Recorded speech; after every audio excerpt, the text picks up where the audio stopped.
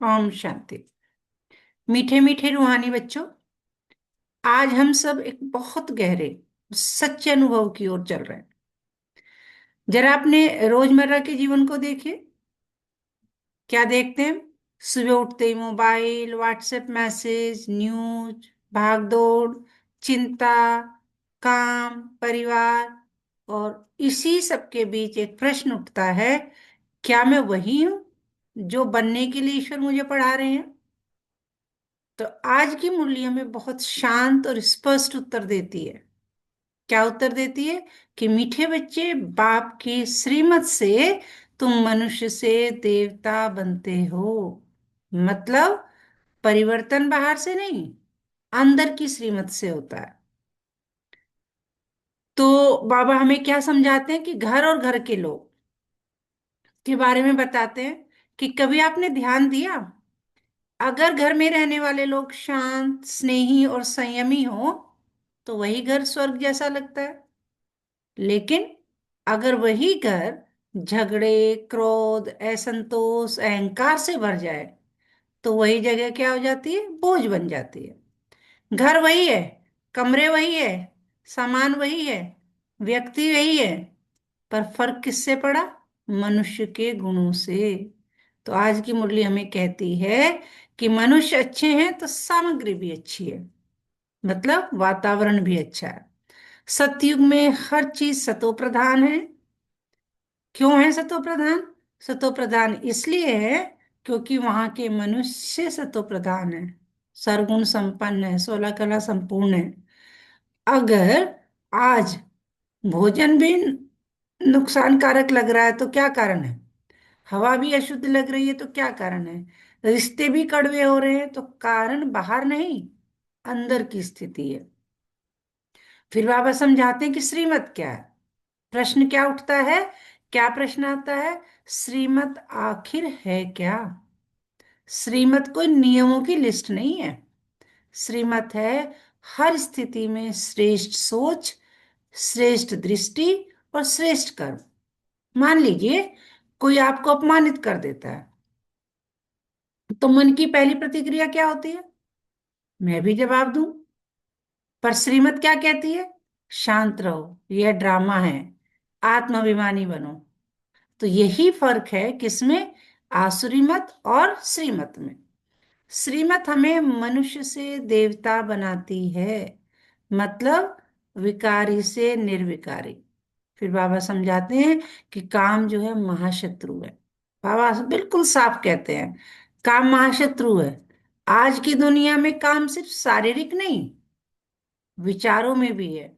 जैसे जरूरत से ज्यादा चाह, ये चाहिए, ये चाहिए, ये चाहिए, तुलना, ये ऐसा वो ऐसा, असंतोष, कुछ भी मिल जाए फिर भी जो है संतुष्टता नहीं है, आकर्षण, हर चीज के प्रति आकर्षण, अधिकार की भावना, मैं हूं जो हूं, यह सब अंदर की शांति को खा जाता है।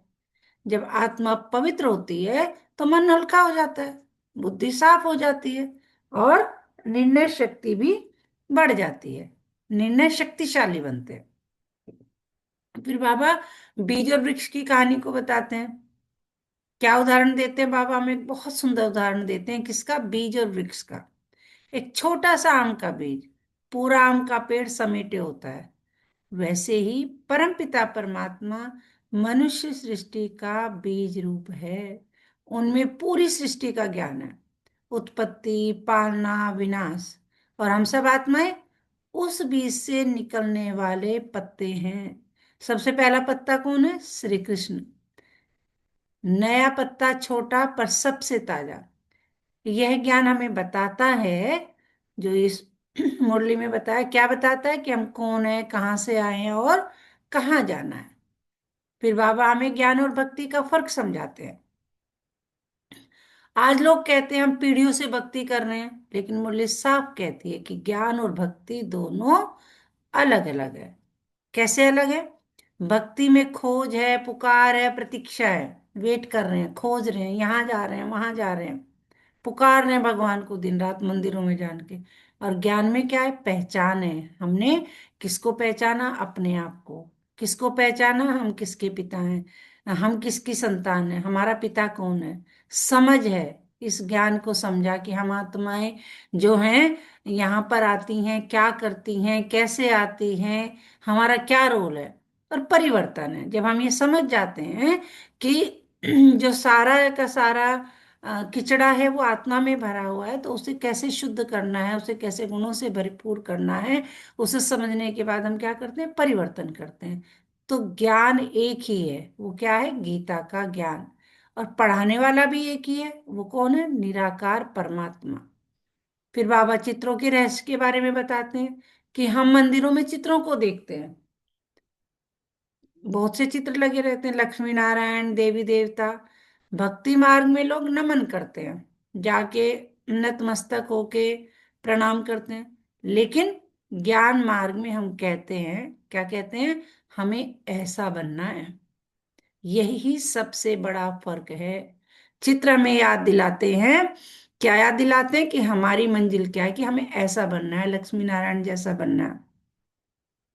फिर ब्रह्मा नदी की कहानी के बारे में भी बाबा बताते हैं कि जैसे बड़ी नदी सागर में मिलती है, वैसे ही ब्रह्मा द्वारा आत्माओं का परमात्मा से मिलन होता है। कौन है मिलाने वाला, ब्रह्मा बाबा। तो उनके द्वारा आत्मा पर, तो क्या है, ब्रह्मा द्वारा आत्माओं का परमात्मा से मिलन होता है। लोग बाहरी मेलों में जाते हैं ना, यहाँ मेले जा रहे हैं, कुंभ के मेले में जा रहे हैं।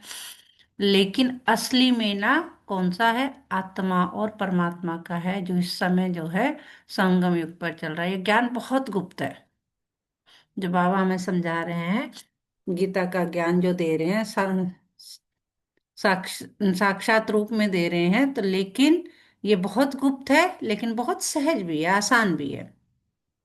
फिर बाबा हमें आज की साइंस और माया के बारे में समझाते हैं कि आज साइंस बहुत आगे बढ़ गई है, एटम बम, स्पेस टेक्नोलॉजी।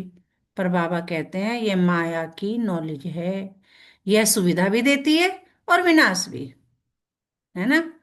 लेकिन राजयोग की जो नॉलेज है सिर्फ निर्माण करती है, हमें मनुष्य से देवता बनाने की पढ़ाई कराती है, आत्मा को शक्तिशाली, पवित्र और स्वराज अधिकारी बनाती है। फिर बाबा बताते हैं कि धारणा के अभ्यास से, क्या धारणा का अभ्यास करें, कि अब खुद से पूछो, जो पूरा आपने पढ़ लिया, ये मुरली के बारे में जान लिया, अब खुद से पूछे, क्या मैं देवताओं जैसा बनने का अभ्यास कर रहा हूं। ये खुद से प्रश्न पूछने हैं, किसी कोई और नहीं पूछेगा। क्या मैं हर दिन एक गुण धारण करता हूँ, क्या मेरी सोच सतो प्रधान है, पॉजिटिव है क्या मेरी सोच। नमन नहीं, निर्माण करना है। किसी के आगे बाबा कहते हैं झुकने की जरूरत नहीं है, खुद को ऊंचा उठाना है, गुणों से भरपूर करना है आत्मा को। फिर बाबा वरदान पर मनन करने के लिए कहते हैं, क्या कहते हैं, कि एक बाप दूसरा न कोई। जब यह स्मृति पक्की हो जाती है तो मन इधर उधर नहीं भटकता, स्थिति एक रस बन जाती है। कोई खींचे, कोई बोले, कोई परिस्थिति आए, लेकिन आत्मा स्थिर रहती है। यही है श्रेष्ठ आत्मा की पहचान। फिर स्लोगन पर चिंतन करने को कहते हैं बाबा, कि नॉलेज की शक्ति धारण कर लो। ये जो बाबा नॉलेज है पढ़ा रहे हैं, दे रहे हैं, तो उससे धारण करके शक्तिशाली बनो। अगर नॉलेज की शक्ति धारण कर लेंगे तो क्या हो जाएंगे, विघ्न वार करने की बजाय हार खा लेंगे। विघ्न जो है वो धराशायी हो जाएंगे। विघ्न तब आते हैं जब नॉलेज कमजोर होती है, नॉलेज मजबूत है तो आत्मा अडिग है। तो इस तरह से बाबा कहते हैं कि मीठे बच्चों, यह समय जीवन मुक्त बनने का है, अंत का इंतजार नहीं, अभी से अभ्यास। कि बाद में जब होगा कर लेंगे, नहीं, अभी से अभ्यास।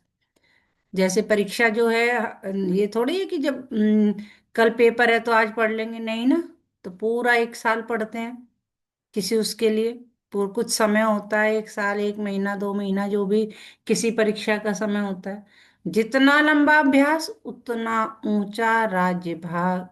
तो आज बाबा कह रहे हैं कि स्वयं से वादा करो कि मैं श्रीमत से चलूंगा, मनुष्य नहीं देवता बनने के लिए। क्या करना है? मनुष्य नहीं, देवता बनना है। तो इसी समान में सारा दिन स्थित रहना है कि मैं बहुत ही सौभाग्यशाली आत्मा हूँ। क्यों? क्योंकि परम पिता परमात्मा स्वयं इस सृष्टि पर आकर, इस संगम युग पर आकर मुझे पतित से पावन बना रहे हैं, मुझे गुणों से, शक्तियों से, ज्ञान से भरपूर कर रहे हैं। तो सारा दिन इसी नशे में रहना है, और सिर्फ एक मनन चिंतन, मेरा बाबा, मीठा बाबा, प्यारा बाबा। अच्छा। ओम शांति।